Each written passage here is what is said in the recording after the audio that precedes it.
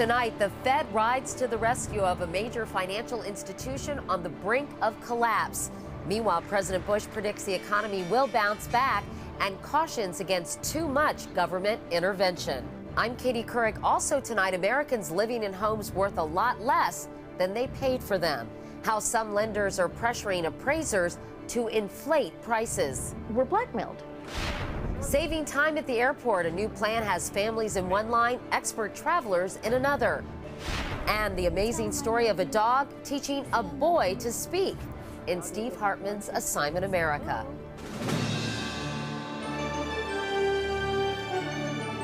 This is the CBS Evening News with Katie Couric. Good evening, everyone. The Federal Reserve did something today it hadn't done since the Great Depression. Helped rescue an investment bank about to collapse. Bear Stearns, hit hard by the mortgage meltdown, was nearly out of cash. Rival J.P. Morgan Chase will give Bear an emergency loan, and the Fed will insure it.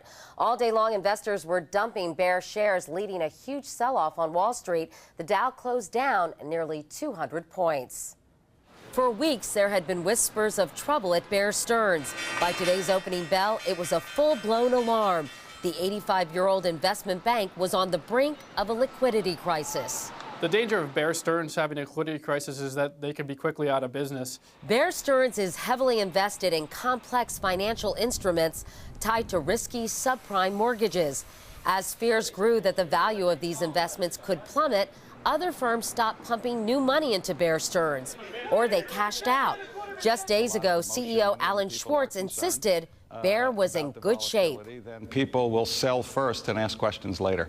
And that creates its own momentum. But by last night, the Wall Street titan realized it was in desperate need of cash. It was J.P. Morgan Chase and the New York Federal Reserve that offered a lifeline, emergency loans for the next month.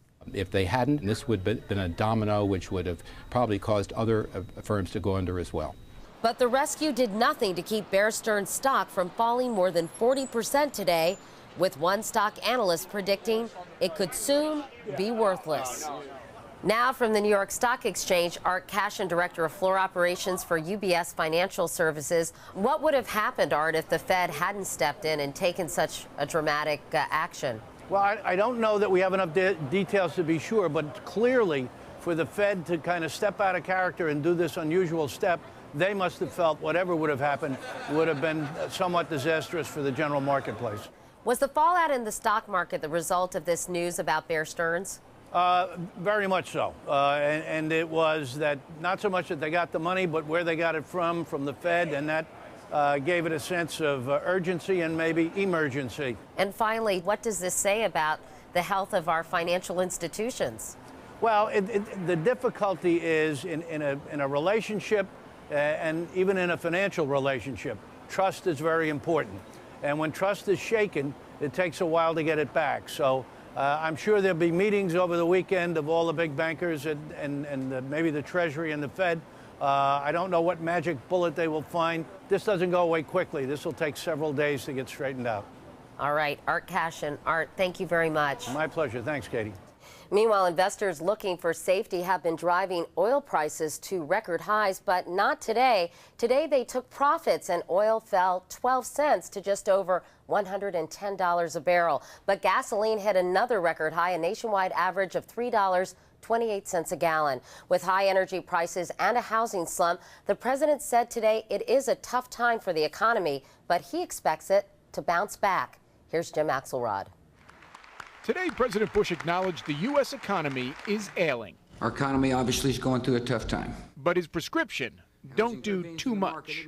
Like a person trying to drive a car in a rough patch. You know full well it's important not to overcorrect. Because when you overcorrect, you end up in the ditch.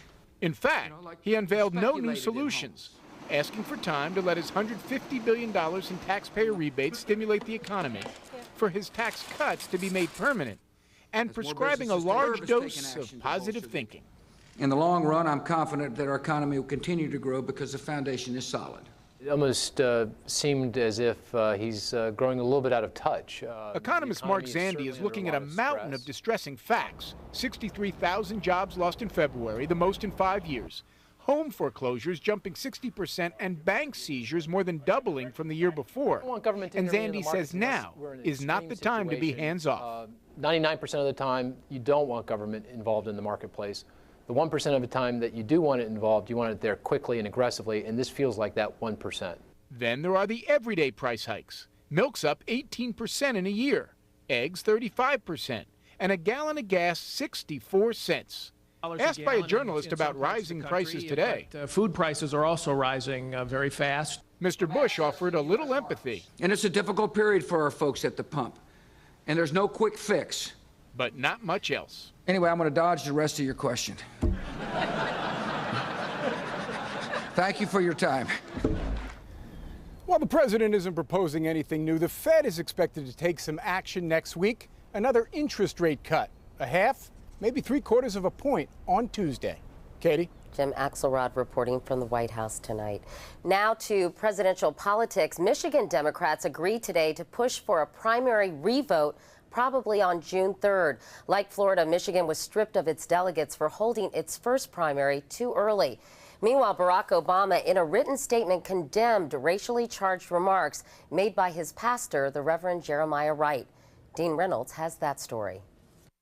Newspapers, television, and the internet have circulated what Obama today called inflammatory and appalling remarks that have touched off a firestorm over the last few days. Words, he wrote, that have pained and angered me. Not God bless America, God America, that's in the Bible for killing innocent people. Reverend Wright officiated at Obama's wedding and the baptism of his children, and he is described as a mentor from whom Obama took the phrase, "the audacity of hope," for the title of his own book. But at the Trinity United Church of Christ in Chicago, Wright was also known for his sermons and his political views, such as racism is how this country was founded and how this country is still run. Or Hillary ain't never been called a Hillary ain't had to work twice as hard just to get accepted by the rich white folk who run everything. Obama today wrote, "I categorically denounce any statement that disparages our great country," adding that he was not at church when Wright made incendiary remarks, nor did he hear him utter similar sentiments in private. Moreover, Obama said, he has never been my political advisor. And Obama also wrote that I believe Americans will judge me not on the basis of what someone else said, but on the basis of who I am and what I believe. Katie? Dean Reynolds. Dean, thank you. Turning overseas, it was election day in Iran with hardline conservatives allied with President Ahmadinejad expected to win. One reason for that, the government disqualified 1,700 reform candidates. We won't get the final results till next week, but a U.S. State Department spokesman said today the numbers will be, quote, cooked. In Tibet, protests against Chinese rule turned violent today. It happened at a very sensitive time, less than 5 months before the Beijing Olympics. Demonstrators torched Chinese businesses in Tibet's capital Lhasa today, and Chinese authorities answered back with force. The latest now from Barry Peterson. This is what China desperately does not want the world to see. Trouble in Tibet, with anti-Chinese protests that reportedly involved shooting and deaths. It was totally in chaos, and the situation was very, very intense.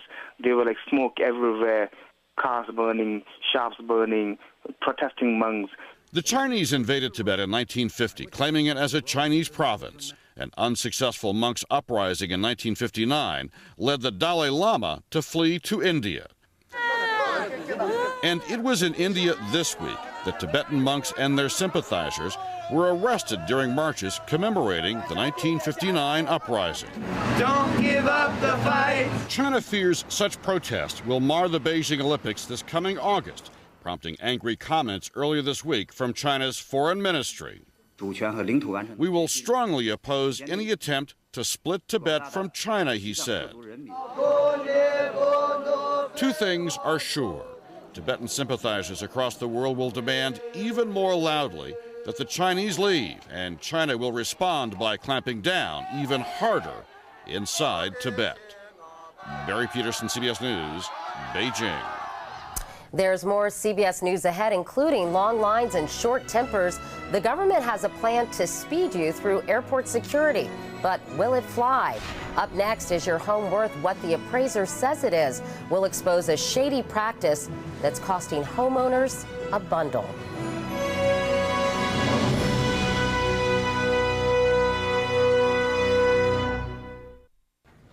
Over the past year, our Cheryl Atkinson has uncovered billions in wasteful government spending, including pet projects known as earmarks that have been roundly criticized.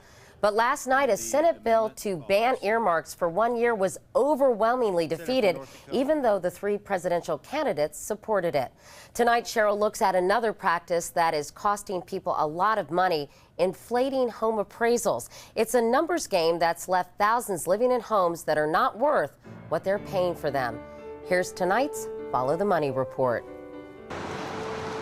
Home appraisers Pam Crowley and Joyce Potts knew the roof was caving in on the real estate market even during the height of the boom 4 years ago. That's when they noticed their profession being turned on its head.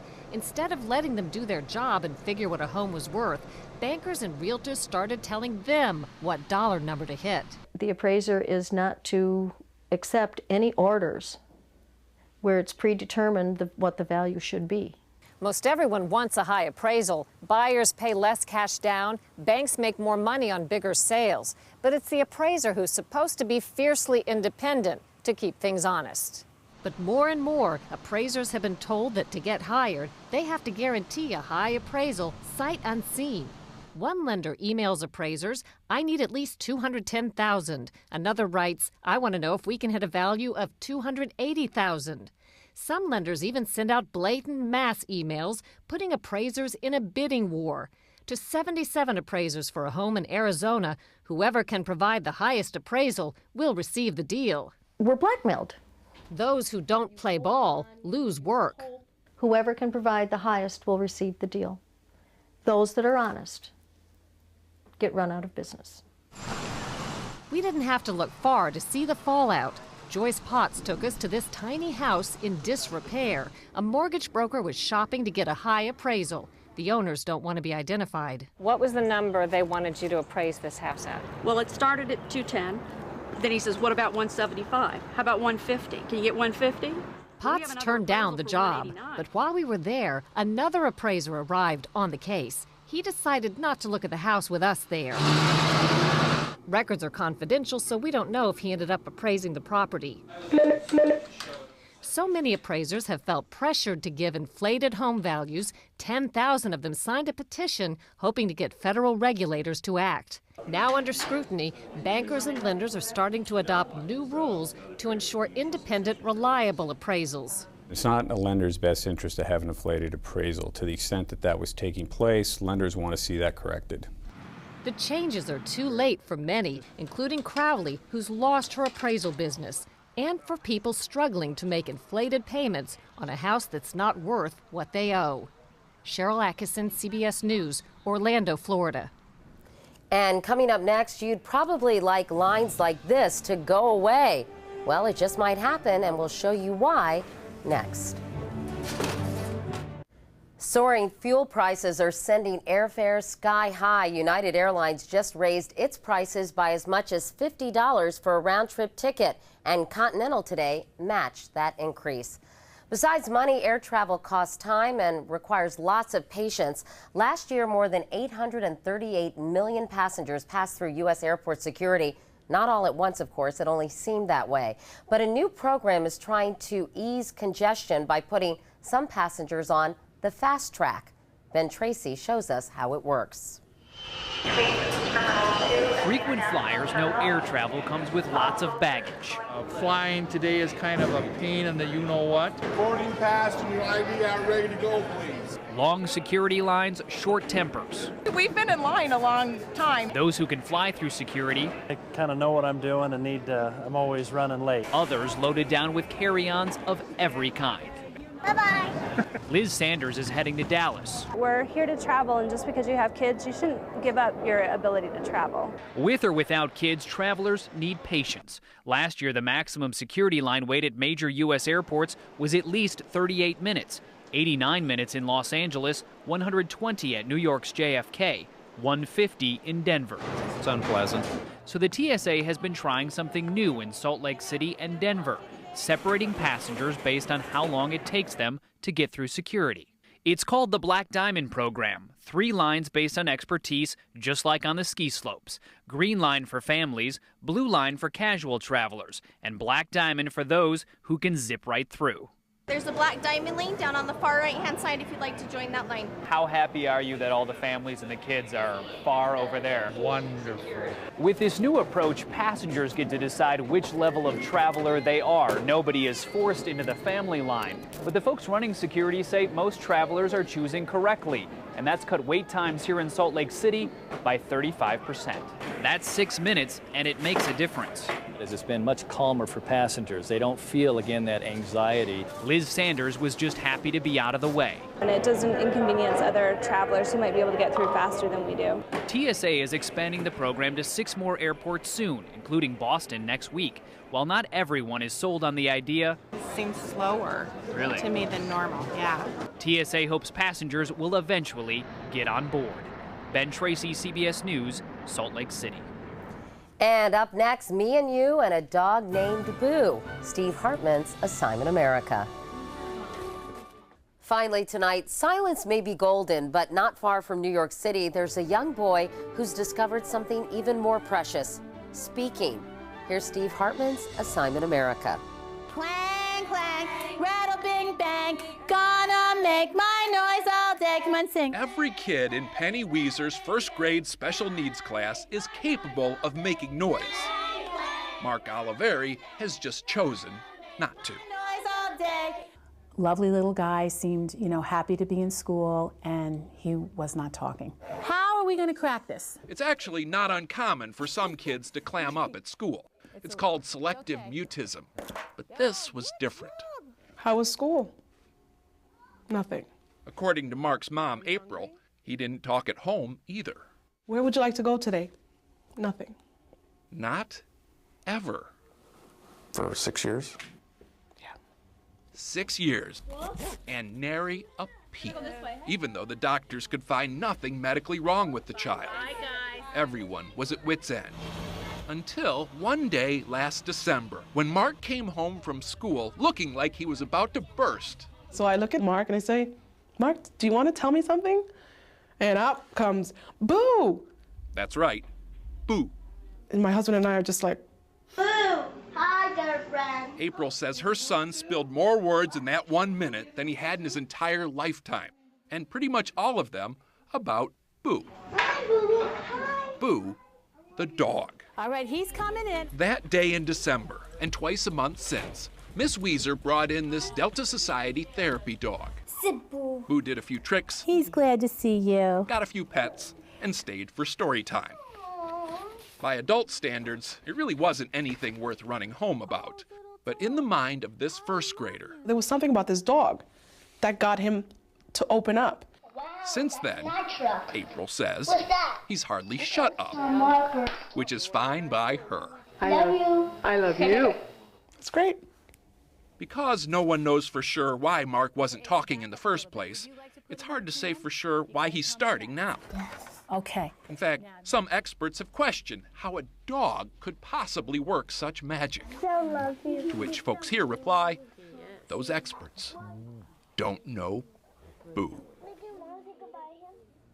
To give you another idea of just how far Mark has come, recently his mom had to tell him to use his indoor voice. And I bet she was very happy to do that. Yes. Meanwhile, have his parents considered that he might have autism and that might have delayed his speech? That's actually the first thing that they checked, and they say he's not on the spectrum, so they don't really know. So if anybody out there recognizes, these symptoms, email me and I'll email them. Well, I'm glad he's turned into a chatterbox at home so far. Anyway, tell us about next week. Okay, next week. Over the years, supporting the troops has become sort of an empty phrase, but not this time. Wait till you see what this woman, who already lost a son in Iraq, is doing for her son's platoon. If you've got a great story, or if you just read one in the local paper, please tell me about it by going to cbsnews.com and clicking on Assignment America. Okay, Steve, thanks very much. And that is the CBS Evening News. I'm Katie Couric in New York. Thank you for watching this week. I'll see you on Monday. Until then, have a great weekend. Good night.